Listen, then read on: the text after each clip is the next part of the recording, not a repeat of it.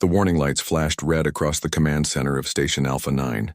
Admiral Vexhai lifted his massive head from the reports he was reading. His forearms moved quickly across the control panel as he checked the readings again. Impossible, he muttered in his deep voice. The Catherians' blue skin darkened with confusion.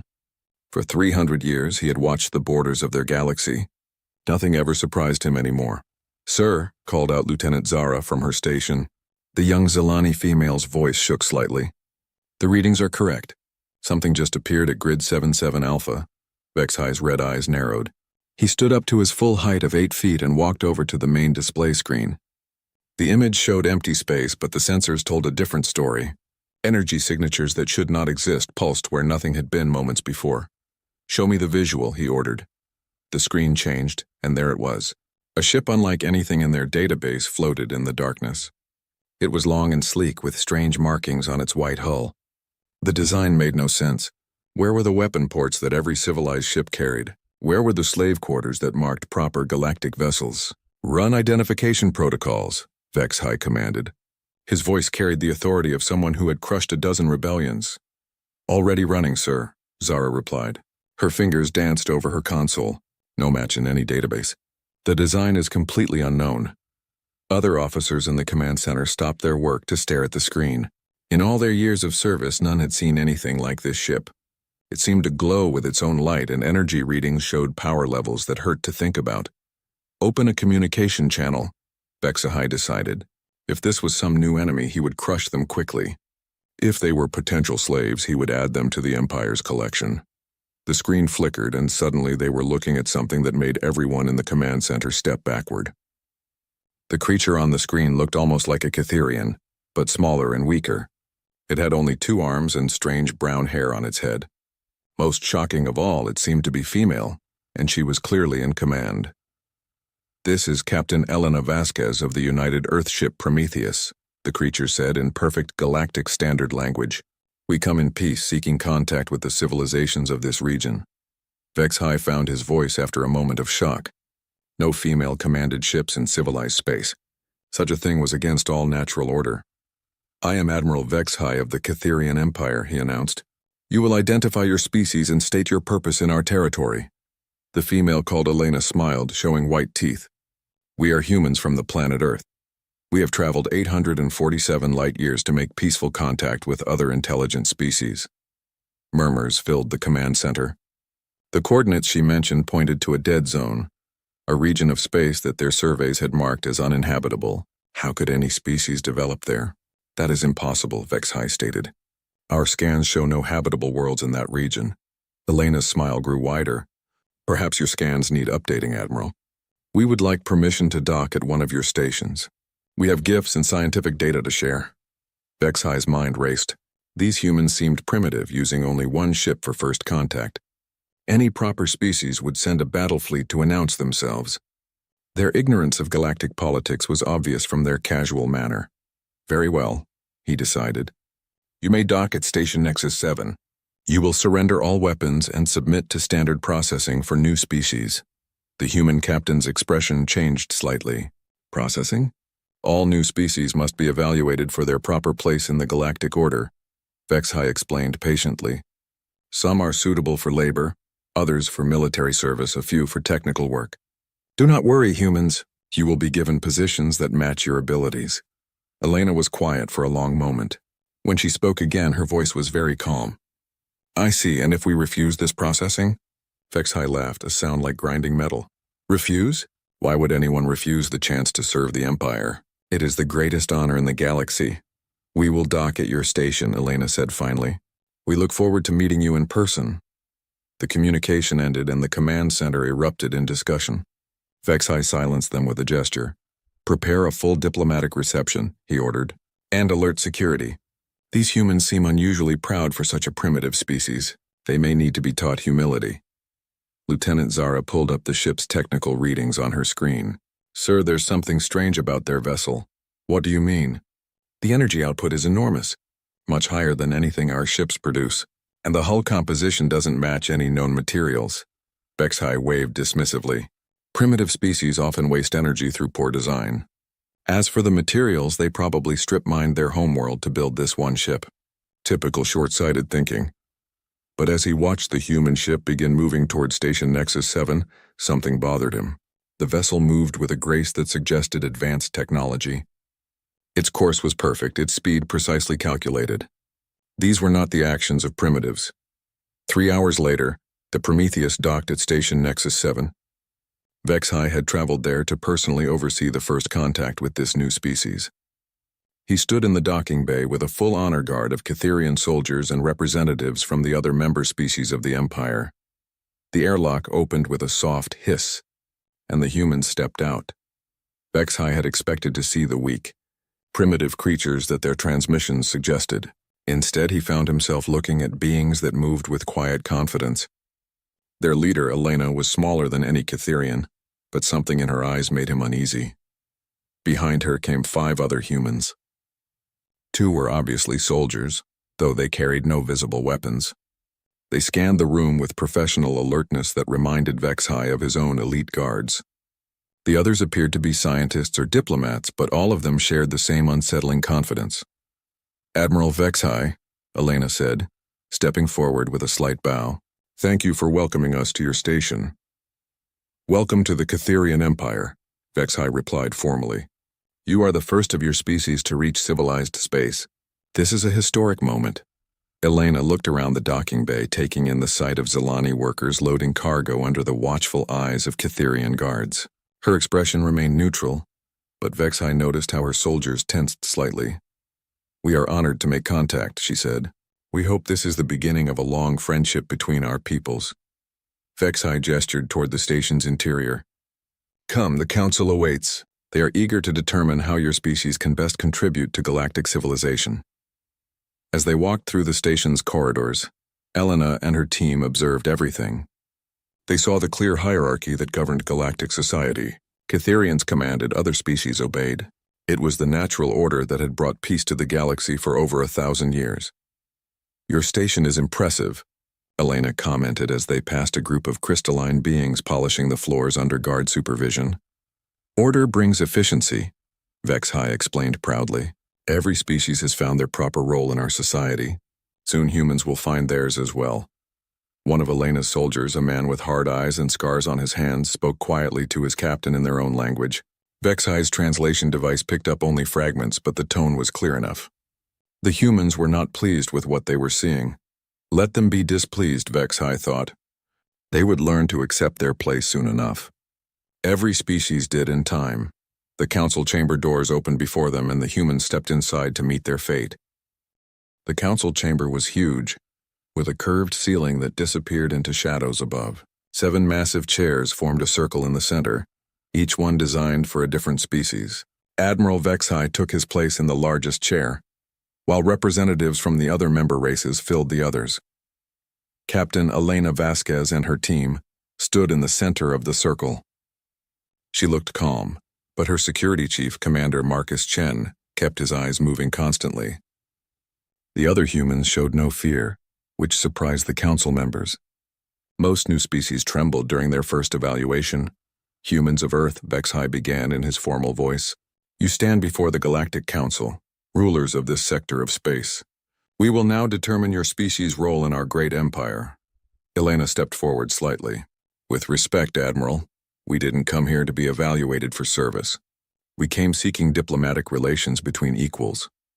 A sound like breaking glass came from the crystalline representative, which the humans' translators interpreted as laughter. The Zephyrian delegate's tentacles writhed with amusement. Even the normally quiet void dweller seemed to vibrate with humor. "Equals," Vexhai's voice carried disbelief. "You arrive in a single ship from an unknown world and you speak of equality? Child, your entire species could not build one deck of our smallest warship." Elena's expression remained polite. "Perhaps we could discuss an exchange of scientific knowledge. We've made some interesting discoveries during our journey here." "Science?" The Zephyrian's voice bubbled through its breathing apparatus. "What could primitives know that we have not mastered for millennia?" Before Elena could answer, alarms began echoing through the station. Vexhai touched a control on his chair, and a holographic display appeared showing the station's industrial section.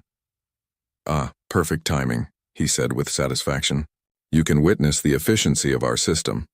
The display showed Catherian guards surrounding a group of Zilani workers. The small, gray-skinned beings huddled together in fear as the guards read charges against them. These workers failed to meet their production quotas for the third time this cycle, announced the guard captain. The penalty is death to encourage the others to work harder. Elena went very still. Commander Chen's hand moved slightly toward where a weapon would normally hang. The other humans exchanged glances that spoke volumes. You're going to execute them for not working fast enough? Elena asked quietly. Of course, Vexhai replied. Inferior species must be motivated properly. Fear of death ensures maximum productivity. On the display, the guards raised their energy weapons. The Zilani workers began to cry, calling out names that must have been their families. Stop this, Elena said, her voice cutting through the chamber like a blade. Vexhai paused the execution with a gesture. Stop, these are workers, not people. They exist to serve their betters. They are intelligent beings with families and lives, Elena said, stepping closer to Vexhai's chair. You have no right to murder them. The Admiral's forearms spread wide in a gesture of amazement. Murder. This is justice, order, the natural way of things. He leaned forward, his red eyes gleaming. When your species joins our empire, you will learn to appreciate such efficiency. Elena's voice became very soft and very dangerous. Our species will never join an empire built on slavery and murder. You will, Vexhai said confidently. All species do once they understand the alternative. He nodded to the guards in the chamber. Perhaps a demonstration of what happens to those who refuse our generous offer. The Catherian guards moved toward the humans with casual arrogance. They were 3 times larger than any human, armed with energy weapons and protected by personal shields. They had broken the will of 100 species. They had never met humans before. Commander Chen moved so fast that most of the council members couldn't follow his motion. The first guard found his weapon flying across the room before he realized Chen had touched him. The second guard managed to activate his shield, but Chen grabbed the device and crushed it in his bare hands like paper. The third guard got his weapon halfway raised before Chen's fist connected with his helmet. The sound of cracking metal echoed through the chamber as the guard collapsed. The humans' diplomatic team had scattered to defensive positions with smooth efficiency. Dr. Sarah Kim pulled out a device that made the chamber's electronics start sparking. Lieutenant James Rodriguez somehow produced a weapon from nowhere and aimed it at the ceiling, where automated defense systems were trying to target them. Nobody move, Elena said in the sudden silence. Her voice carried absolute authority. We didn't come here to fight, but we won't be threatened either. Vexhai stared at Commander Chen, who stood calmly among 3 unconscious guards. Impossible. No species can match Catherian strength without technology. Humans evolved on a death world, Chen said simply. We got strong by surviving things that would kill most species before breakfast. Elena touched her communication device. Prometheus, this is the captain. We have a diplomatic incident. Prepare for emergency departure. Wait, Vexhai commanded. You cannot simply leave. The council has not dismissed you. Elena looked around the circle of alien faces. The council was about to murder 6 innocent beings for the crime of being tired. Then you tried to threaten us into slavery. She shook her head. We're done here. If you leave now, you declare war on the Empire. The Zephyrian representative bubbled angrily. We will hunt down your primitive world and burn it to ash. Elena smiled, but it was not a friendly expression. You're welcome to try, but I should warn you about something. What? Vexhai demanded. The Prometheus isn't an exploration ship, Elena said as her team began moving toward the door. It's a diplomatic vessel. We only bring those when we already know what we're going to find. Commander Chen was the last to leave. He looked back at the circle of shocked alien faces and spoke words that would be remembered across the galaxy for centuries to come. You have no idea what you just started, he said quietly. We are not your subjects and we will not bow to tyrants. Humanity has dealt with species like yours before. We know exactly how to handle bullies. The humans walked out of the chamber, their footsteps echoing in the silence they left behind. Vexhai recovered first. Guards, stop them! But the station's security forces found their weapons and systems mysteriously malfunctioning. Dr. Kim's device had done more damage than anyone realized. By the time they reached the docking bay, the Prometheus was already powering up its engines. Sir, Lieutenant Zara's voice came over the communication system. The ship's energy readings are spiking beyond our sensor's ability to measure. On the docking bay's main screen, Vex-High watched the human ship prepare to leave. It should have taken hours to safely disconnect and depart. The Prometheus did it in 6 minutes. As the ship pulled away from the station, a communication channel opened. Elena's face appeared on the screen one last time. "Admiral Vex-High," she said formally. "When you attack our world, remember this moment. Remember that we offered you friendship and you chose to threaten us instead." Her image smiled coldly. "Humanity does not forgive, and we never forget." The transmission ended, and the Prometheus vanished into hyperspace with a flash of light that temporarily blinded the station's sensors. In the council chamber, the 7 representatives sat in stunned silence. Finally, the Void Dweller spoke in its whispered voice. "What have we done?" Vex-High's 4 fists clenched with rage. "We have encountered a species that does not know its place. We will teach them." He activated the general communication system. "Prepare the Second Fleet. We will visit this Earth and show these humans what happens to those who defy the Empire." But even as he gave the orders, something cold was growing in his chest. The ease with which the humans had disabled his guards, the casual way they had neutralized the station's defenses, the impossible energy readings from their ship. For the first time in his long military career, Admiral Vex-High wondered if the Empire had finally met something it could not conquer. On the display screen showing the station's industrial section, the Zilani workers still waited for their execution, forgotten in the chaos of first contact gone wrong. Admiral Vex-High stood on the bridge of the Imperial Dreadnought Conquest, watching the stars stream past as his fleet jumped through hyperspace. 12 of the Empire's finest warships followed his flagship, each one capable of destroying entire planets. The Second Fleet had crushed rebellions across 3 sectors. These humans would learn respect quickly. "Approaching the coordinates now, sir," reported Navigator Thane. The young Catherian's voice carried excitement. This would be his first planetary conquest. "Excellent. Bring us out of hyperspace and begin scanning for the human homeworld." Vex-High settled into his command chair, already planning the victory celebration. "Prepare to broadcast surrender demands." The fleet dropped out of hyperspace in perfect formation. Vex-High expected to see a single primitive world with perhaps a few orbital platforms. What appeared on his screens made him question his own eyes. "Sir," Thane whispered, "the entire system is inhabited." Instead of one world, sensors showed dozens of planets covered with cities. Massive space habitats floated between them like artificial moons. Industrial platforms stretched across asteroid belts, processing raw materials on a scale that dwarfed anything in Empire space. "Impossible," Vex-High muttered. "Our scouts surveyed this region. There was nothing here." "Sir," called out sensor operator Crix. "Energy signatures approaching from multiple vectors." The main display changed to show the tactical situation, and Vex-High felt his blood turn cold.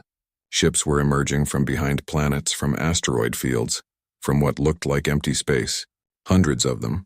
The human fleet was enormous. "How many?" he demanded. Crix's voice shook as she read the numbers. 237 vessels detected so far, sir. They're still appearing. Each human ship was larger than anything in Vex-High's fleet. They moved with precision that spoke of advanced technology and careful planning. Worst of all, they showed no fear at finding themselves outnumbered. "This is impossible," Vex-High said again. "No single species commands fleets this size." A communication request appeared on his screen. Against his better judgment, he accepted it. The human who appeared was older than Captain Vasquez, with gray hair and stars on her uniform that marked her as a high-ranking officer. She looked directly at Vex-High with calm, intelligent eyes. "I am Rear Admiral Sarah Mitchell of the Earth Defense Force," she said in perfect galactic standard. "You have entered human space without permission and with obvious hostile intent. State your business here." Vex-High found his voice. "I am Admiral Vex-High of the Catherian Empire. Your species has committed crimes against the galactic order. We are here to bring you to justice." Admiral Mitchell's expression didn't change. "What crimes?" "Assault on Imperial personnel, threatening Council representatives, refusing to accept your proper place in galactic civilization." Vex-High leaned forward. "Surrender now and your deaths will be quick." The human admiral was quiet for a moment. When she spoke, her voice was very soft. "Admiral, do you know anything about human history? Why would I study the history of primitives?" "Because," Mitchell said, We are a species that survived ice ages that killed most life on our planet. We survived plagues that wiped out half our population. We survived world wars fought with weapons that could have destroyed our entire civilization.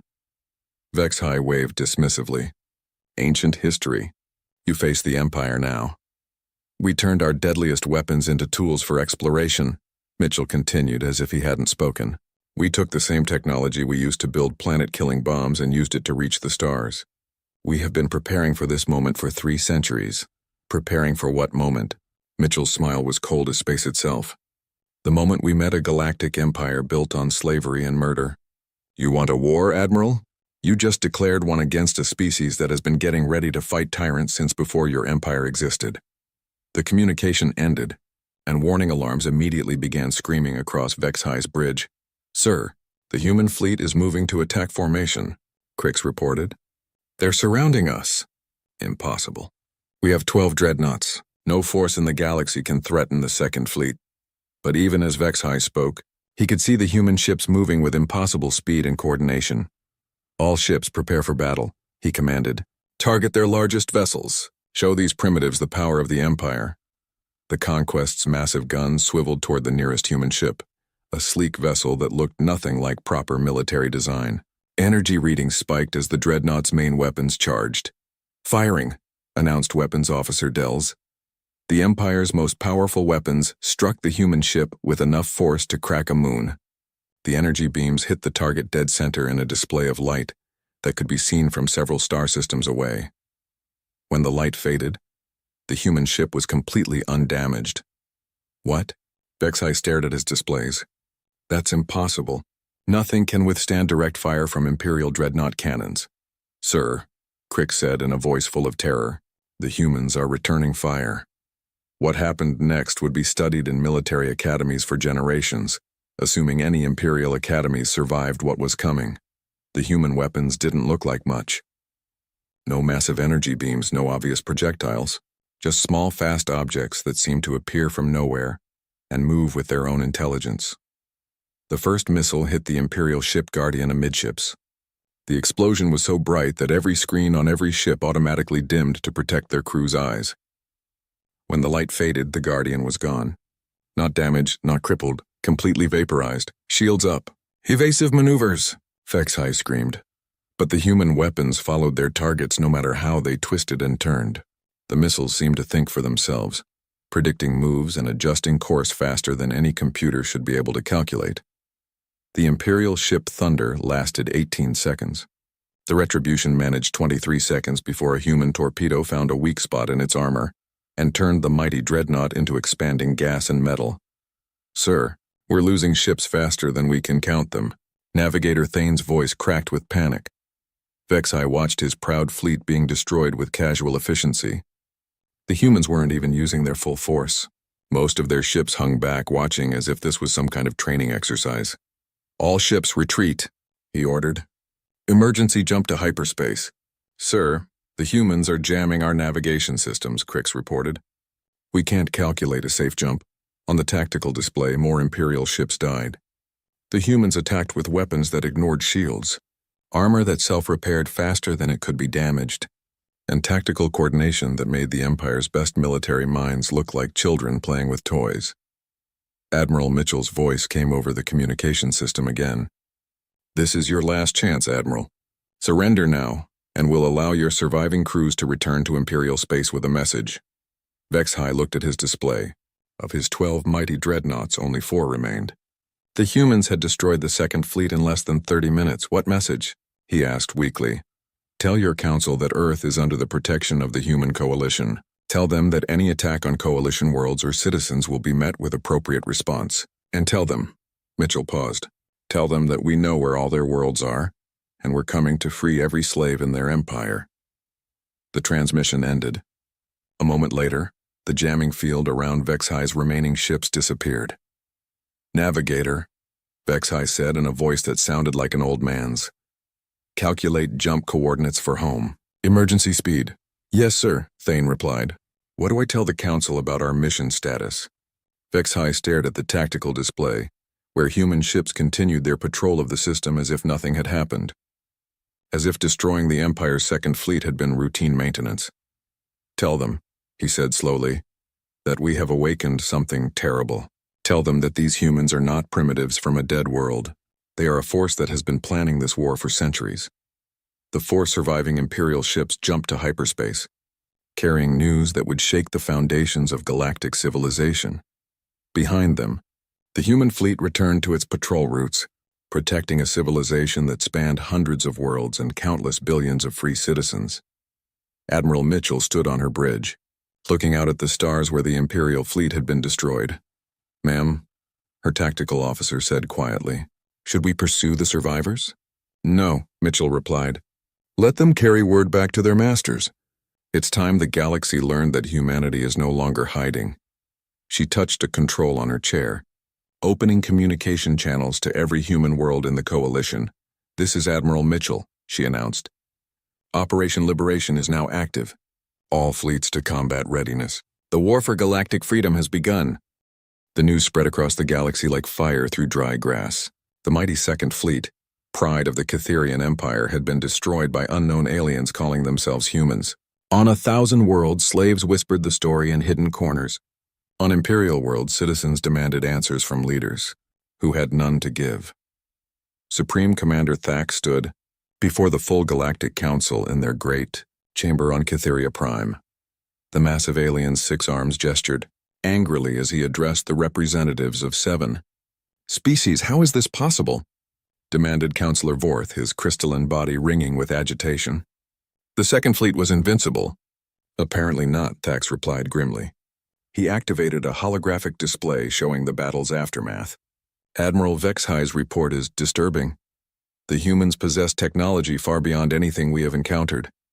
The Zephyrian representative's tentacles writhed with nervous energy. "One battle means nothing. They surprised us, that is all.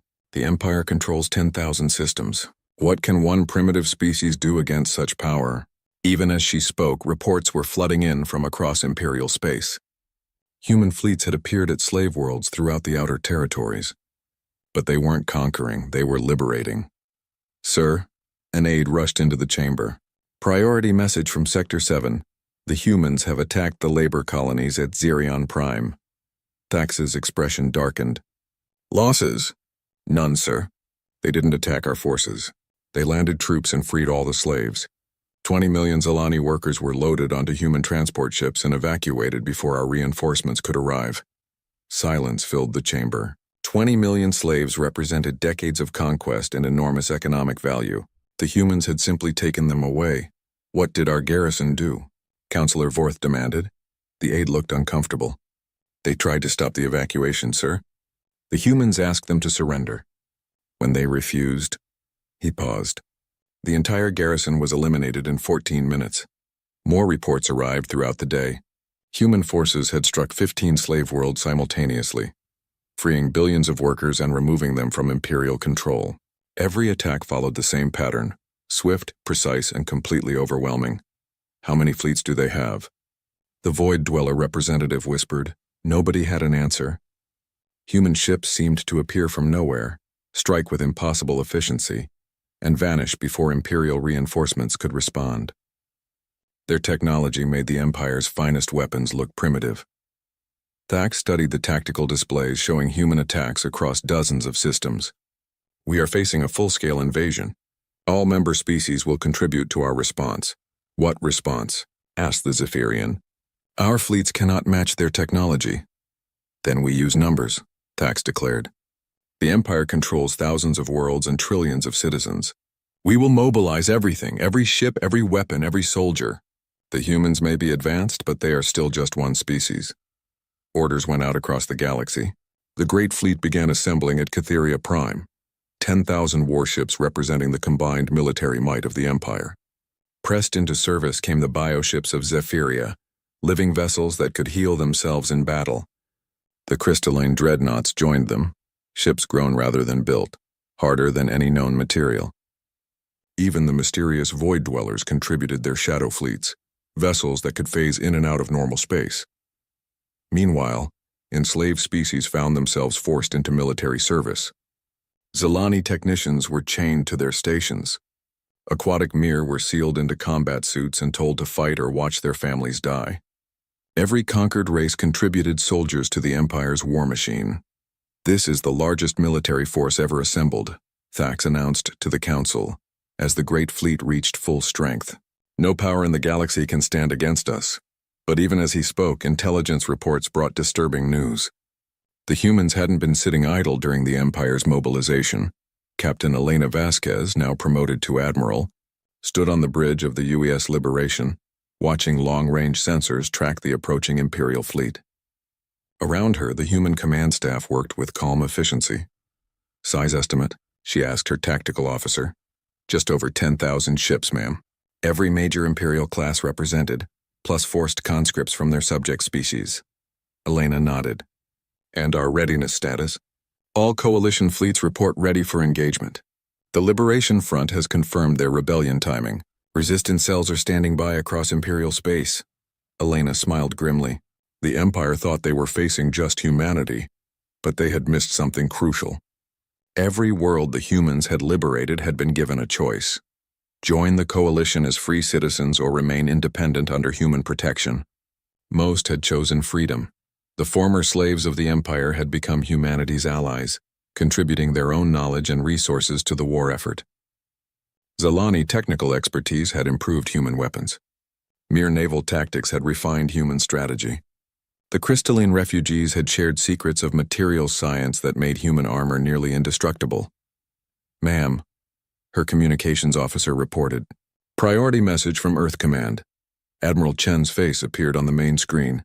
The scarred veteran who had humiliated Imperial guards during first contact now commanded humanity's largest battle fleet.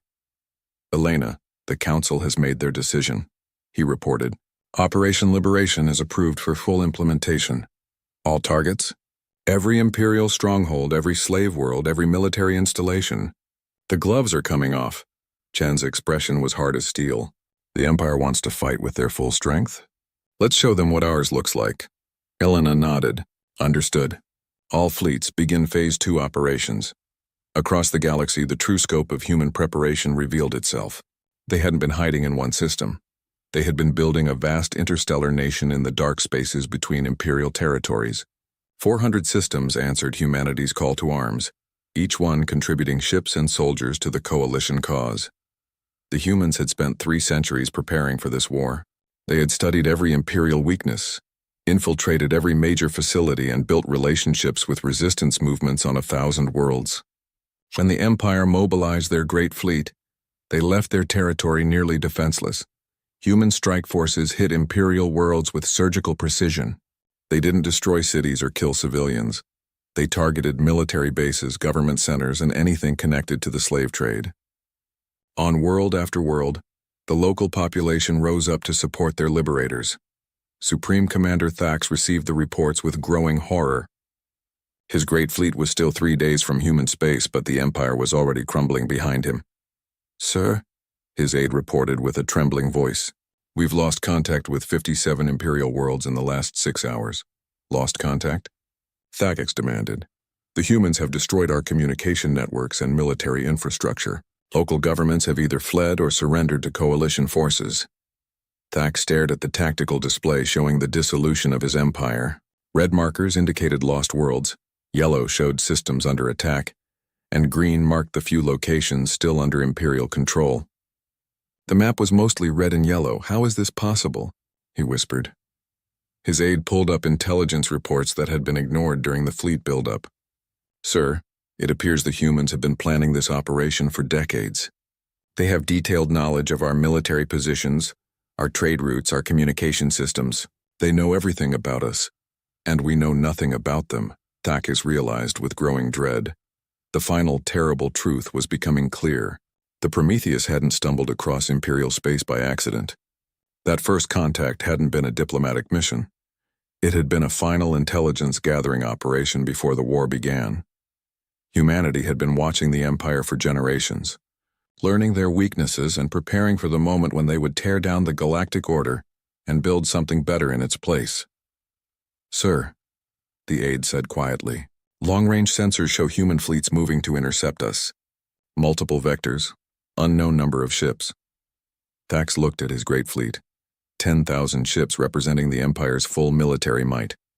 For the first time in his career, he wondered if it would be enough. All ships battle stations, he ordered. We are about to discover what happens when an unstoppable force meets an immovable object. But even as he gave the command, Thax suspected he already knew the answer. The Empire had ruled through fear and overwhelming force for 1,000 years. They had never faced an enemy that was stronger. The Battle of Cytheria Prime lasted 6 hours. When it ended, the once mighty galactic empire lay in ruins, and the galaxy would never be the same. Admiral Elena Vasquez stood in the same council chamber where her diplomatic mission had failed months earlier. But now she wore the uniform of the Coalition Liberation Force, and the 7 chairs of the old council sat empty except for one. Former Supreme Commander Thax knelt in chains before her, his 6 arms bound behind his back. The massive Cytherian who had once commanded fleets across the galaxy now looked small and broken. His great fleet of 10,000 ships had lasted exactly 6 hours against the combined might of the human coalition. You fought well, Elena said quietly, looking down at the defeated commander. Your soldiers showed courage even when facing impossible odds. Thax raised his head, confusion in his red eyes. Why do you mock me? You have won. Kill me and be done with it. Elena shook her head. We don't kill prisoners, Commander. That's what made you different from us. She gestured to her aide, who stepped forward with a datapad. You're being charged with crimes against sentient beings, but you'll receive a fair trial with legal representation. I don't understand, Thax muttered. We are your enemies. In war, enemies die. In your kind of war, yes, Elena replied. But humanity fights for something different. We fight to free people, not to destroy them. She turned away from the prisoner and walked to the great windows that looked out over Cytheria Prime. The planet's capital city stretched to the horizon, but it looked different now. The massive slave quarters had been converted to refugee centers. The weapon factories were being retooled to produce medical supplies and farming equipment. Most importantly, the execution platforms where the Empire had murdered countless innocents were being torn down by former slaves working alongside human engineers. A status report, she requested from her communications officer. Ma'am, resistance has ended on all Imperial core worlds. The last holdout forces surrendered 2 hours ago when we showed them footage of the capital's liberation. Elena nodded. It had taken 3 months of fighting, but the Empire was finished. Not destroyed, liberated. Every world that had been under Imperial control was now free to choose its own government and join the coalition if it wished. What about the refugee situation? Massive but manageable. We've evacuated over 50 billion beings from slave worlds. Temporary housing is being established on uninhabited planets throughout former Imperial space. The Zilani have volunteered to coordinate most of the relief efforts. Elena smiled at that. The gray-skinned beings who had been the Empire's most numerous slaves had become some of the Coalition's most dedicated supporters. They understood better than anyone what freedom meant. And the military situation? All Imperial fleets have either surrendered or been destroyed. We've secured every major weapons facility and shipyard. Several former Imperial species have requested membership in the Coalition Defense Force. A soft chime indicated an incoming priority message. Elena accepted it, and the face of Admiral Sarah Mitchell appeared on the chamber's main screen. The older woman looked tired but satisfied. Elena, congratulations on a job well done. I'm calling from Earth with news from the Coalition Assembly. Good news, I hope. The best. The Assembly has officially voted to establish the Galactic Democratic Union. Every species will have equal representation, regardless of their size or military power. And Elena? Mitchell smiled proudly. They've asked you to serve as the first Secretary General. Elena felt a moment of surprise, then acceptance. Someone had to guide the transition from empire to democracy, and she had earned the trust of both humans and aliens during the liberation campaign. I accept, she said simply. What about our exploration plans? Already approved. The UES Horizon launches next month for the Andromeda Galaxy. If there are more empires out there oppressing innocent species, we'll be ready for them. The transmission ended, and Elena returned her attention to the former Imperial commander. Thax was staring at her with something like wonder in his alien features. You're giving up military control to become a politician? He asked. I'm accepting responsibility to help build something better, Elena corrected. The age of empires is over, Commander. The age of cooperation has begun. She walked over to one of the great windows and activated its communication system. Her image appeared on screens across Cytheria Prime and was broadcast to every world in what had once been Imperial space. Citizens of the galaxy, she began. 3 months ago, the Cytherian Empire fell not to conquest but to liberation. Today I speak to you as the first Secretary General of the Galactic Democratic Union. On 1,000 worlds, billions of beings stopped what they were doing to listen. Former slaves, former Imperial citizens, human colonists, and refugees all watched the woman who had led their liberation. The old system of empire and slavery is dead, Elena continued. In its place, we offer something new. A union of free species working together for the benefit of all. Every world will govern itself. Every being will have rights that cannot be taken away, and every species will have a voice in our shared future. She paused, looking out at the city where former slaves worked alongside former masters to build a better world. This will not be easy. Democracy is harder than empire. Freedom requires more responsibility than slavery. But humanity has learned something. During our long history, the most difficult path is often the most worthwhile. The broadcast continued for 30 minutes as Elena outlined the new government structure. The assembly would meet on neutral ground, with representatives from every member species. Laws would be passed by majority vote, with protections for minority rights.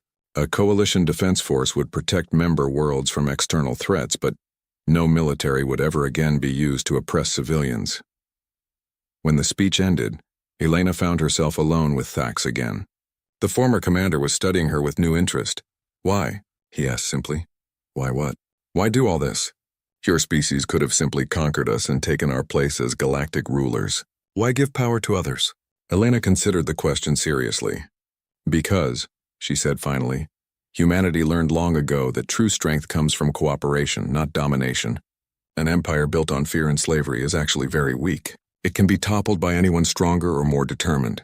She gestured to the window, where Zelani and Cytherian children were playing together in what had once been a military parade ground. But a union built on mutual respect and shared benefits, that's something worth defending. That lasts. Thax was quiet for a long moment. What will happen to my people? The same thing that happens to everyone else, Elena replied. They'll be free to choose their own government, join the union if they wish, and rebuild their society without the burden of maintaining an empire. And if we choose not to join? Then you'll remain independent with the same protections and trade rights as any other neutral world. The coalition doesn't force membership on anyone. Thax shook his great head in amazement. In all my years of military service, I never encountered an enemy like humanity. We weren't your enemy, Elena corrected gently. We were the enemy of what your empire represented. There's a difference. 6 months later, Elena stood on the observation deck of the UES Horizon as it prepared to depart Earth's solar system. The massive exploration vessel was 10 times larger than the Prometheus, equipped with the most advanced technology the Coalition could provide. Its mission: to seek out new civilizations beyond the galaxy and offer them the same choice the Empire had once denied: freedom or tyranny. Behind them, the Milky Way galaxy was transforming rapidly. The Galactic Democratic Union now included 47 species, with more requesting membership every month. Trade flowed freely between worlds that had once been enemies. Scientific knowledge was shared openly, leading to breakthroughs that benefited everyone. The former Imperial species had adapted to freedom with varying degrees of success. The Cytherians struggled with concepts of equality and democracy, but their younger generation was embracing the changes.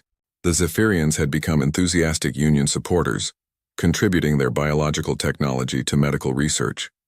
Even the mysterious Void Dwellers had emerged from their isolation to share their unique perspectives on space and time.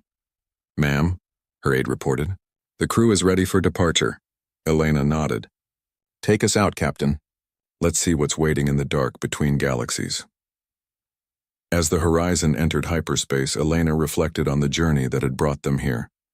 It had started with humanity's decision to remain hidden while they studied the galaxy around them. It had continued with their careful preparation for the day they would have to fight for freedom. But it had ended with something no one had expected. Not victory, but transformation. The galaxy was no longer a place where the strong oppressed the weak.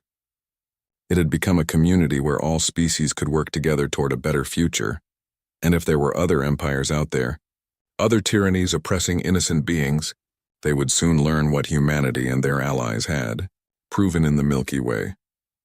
Freedom was not just an ideal worth fighting, for it was a force powerful enough to reshape the universe itself. The age of empires was over. The age of liberation had begun,